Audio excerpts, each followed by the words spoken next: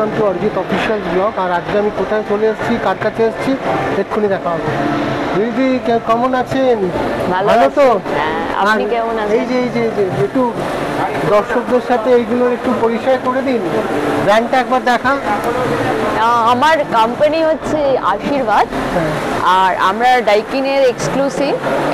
এর সাথে অনেকগুলোই কোম্পানি করি, কিন্তু এখানে আমরা ডাইকিনটাই শো করেছি মেনলি। তো আমরা আমাদের এসি রেঞ্জ, এটা হচ্ছে ক্যাসেট এসি ওয়ান ওয়ে, আর এটা হচ্ছে ক্যাসেট এসি, এটাও ক্যাসেট। তো এগুলো, আর মেন যেটা এখন যেটা সব থেকে মার্কেটে বিখ্যাত, এটা হচ্ছে ভিআরভি। ভিআরভিটা হচ্ছে মানে একটা আউটডোর থাকবে, আর আপনি আপনার ইচ্ছা মতো ইনডোর যেখানে ইচ্ছে লাগাতে পারবেন, যে ফ্ল্যাটের যে কোনো জায়গায়। সো এর রেঞ্জটা অনেকটাই হয়, 6 এইচপি থেকে প্রায় 30, 32, 36 এইচপি পর্যন্ত হয়। আর এছাড়া এটা একদম লেটেস্ট টেকনোলজি।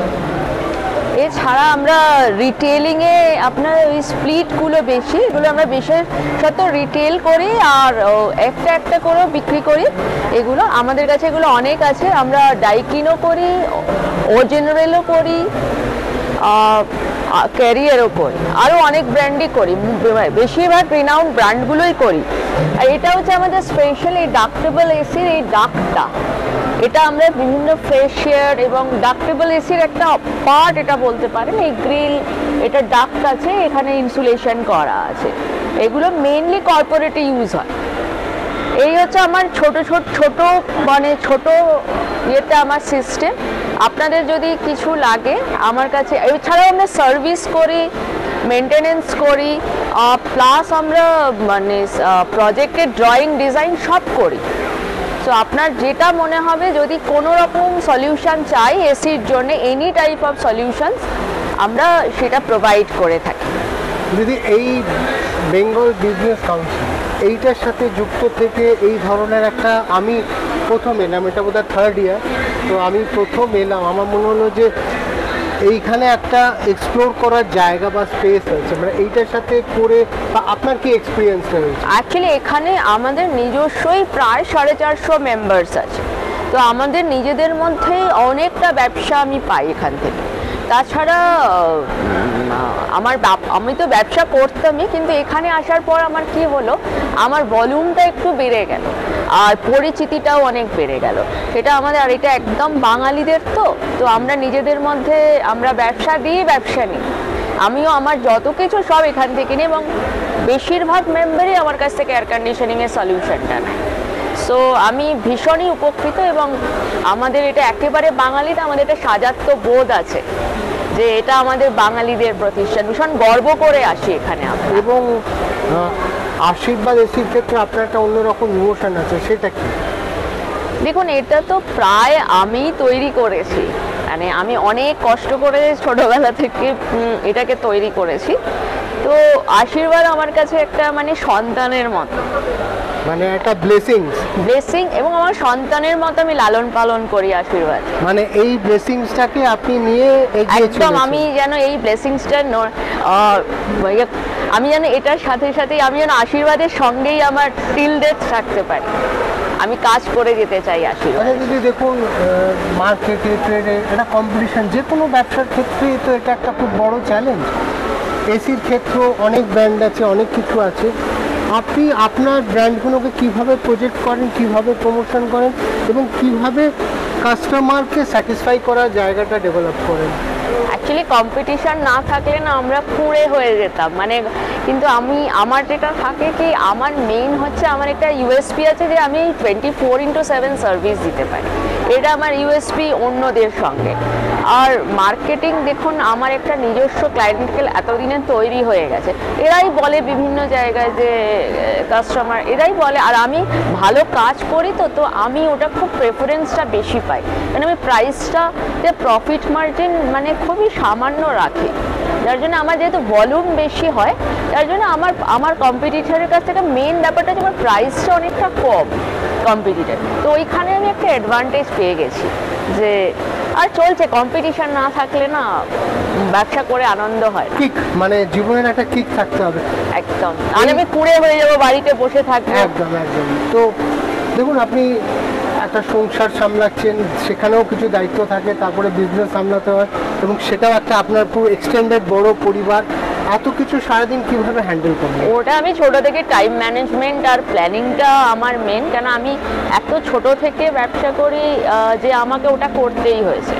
আমার কাছে টাইম ম্যানেজমেন্ট ভীষণ, আমি প্রত্যেক দিন পরের দিনের রুটিনটা করে রাখি যে আজকে এখান থেকে এতটা রান্নাঘরে থাকবো, আর এতক্ষণ আমি আমার যারা হেল্পার আছে তাদের সাথে কথা বলবো, তারপরে আমি আমার অফিসে চলে যাওয়ার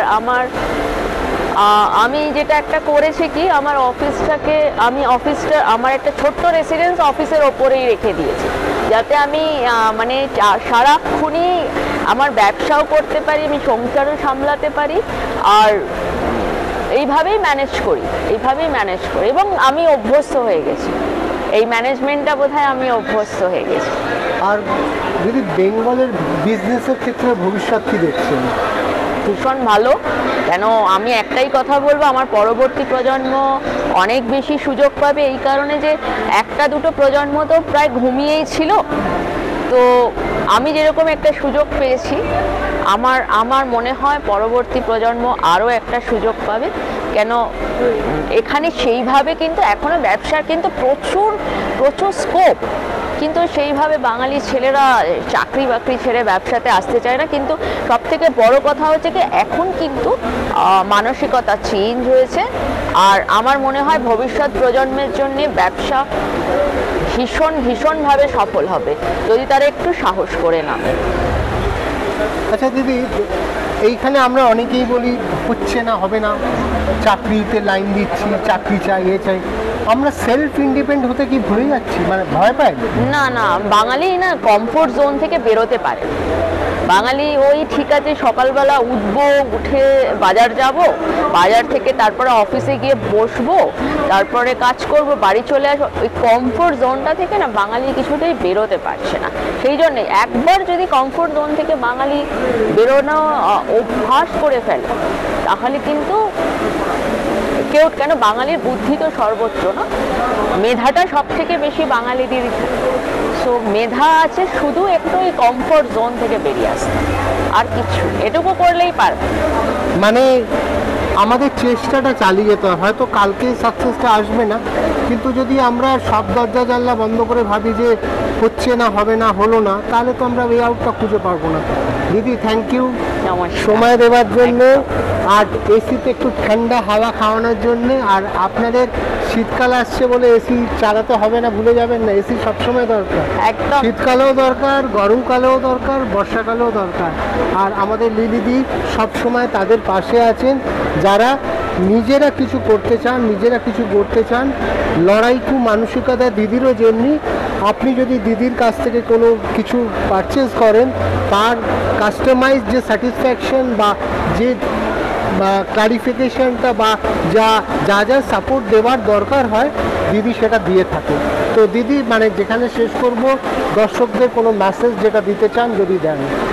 আমার একটাই, আমরা ভীষণ চেষ্টা করি, আর আমার এখানে না 50 জন লোক কাজ করে, আর তার 50 জনের ফ্যামিলি আমার সাথে যুক্ত। যদি আপনারা সবাই মিলে একটু আমাদের মতো মিডিওকর যারা, তাদের ব্যবসায় যদি তাদের থেকে যদি একটু সার্ভিস নেন, বা তাদের থেকে যদি একটু এসি কেনেন, এবং আমি গ্যারান্টি দিচ্ছি যে আমার থেকে যারা এসি কেনে তাদের সার্ভিস নিয়ে কোনো প্রবলেম থাকে না, এবং ওই এসিটা আমার নিজের সম্পত্তি বলেই মনে হয়, যেটা আপনি কিন্তু ভিসাভিস রিটেল স্টোরে কিন্তু পাবেন না। রিটেল স্টোর মানে হচ্ছে কি, নিল এসি তারপরে ভুলে গেল, কিন্তু আমার ক্ষেত্রে সেটা হয় না, আমার একটা আবেগ তৈরি আছে, আবেগ জড়িত আছে। আর আমার মনে হয় বাঙালি যদি আমার দর্শক যদি এই আবেগটাকে, কারণ বাঙালি তো খুব আবেগতাড়িত জাত, অ্যাটলিস্ট যদি আমাদের ব্যবসায়ীদের প্রতি একটু আবেগ দেখান, খুব ভালো লাগবে তাহলে। আর আমাদের ভবিষ্যৎ একদম মানে ভীষণ ভালো ভবিষ্যৎ, আপনার সন্তানের জন্য একটা ভীষণ ভালো ভবিষ্যৎ অপেক্ষা করছে। বেসিক কথা যেটা দিদি বলতে চাইলো, যেটা হচ্ছে একটু সবাই সবার পাশে যদি দাঁড়াতে পারি, আমার মনে হয় সাকসেস স্টোরিটা ইম্পসিবল শব্দটা আমরা ভুলে যাব। আমাদের খালি একে অপরকে বিশ্বাস করতে হবে, একে অপরের জার্নির পাশে দাঁড়াতে হবে। দিদি, আবার একটা নতুন কোনো ইন্টারভিউ সেশন, কোনো ব্লকে আবার আপনার সাথে দেখা হবে। নিশ্চয়ই, ভালো লাগলো। থ্যাংক ইউ দিদি। আপনাদের সাথেও আমার দেখা হবে আগামী নেক্সট ব্লগটায়। সবাই ভালো থাকবেন।